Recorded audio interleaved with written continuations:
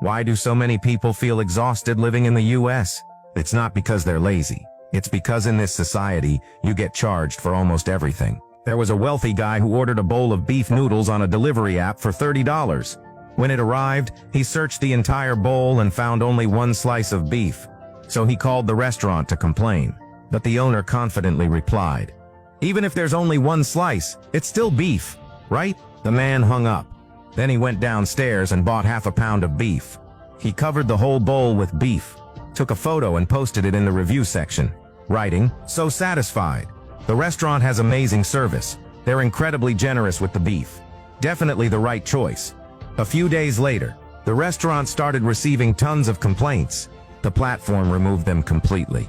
He didn't fight the rules. He just played the game differently. That's called reverse thinking. One time, he was driving home with a box of premium beef on the passenger seat. He stopped at a grocery store to buy water and forgot to lock the car. When he came back, the beef was gone. His dash cam showed a middle-aged woman with a child taking it. He called the police. But the officer said, "The value is too small. It doesn't meet our response standard." The man thought for a moment and said, "That box of meat might have been contaminated.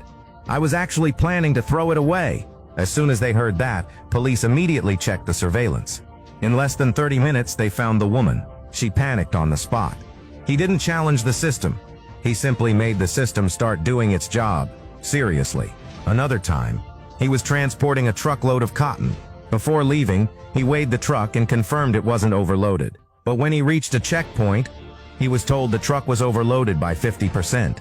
The truck was impounded and he was fined $2,000. After multiple failed attempts to argue, he paid the fine to get the ticket and retrieve the truck. When picking up the truck, he brought a lawyer. The lawyer hired an independent authority to test it again. The result, the truck was not overloaded at all. Then the man said one thing, "The ticket says my truck was overloaded by 50%. That means half my cargo is missing. I want compensation."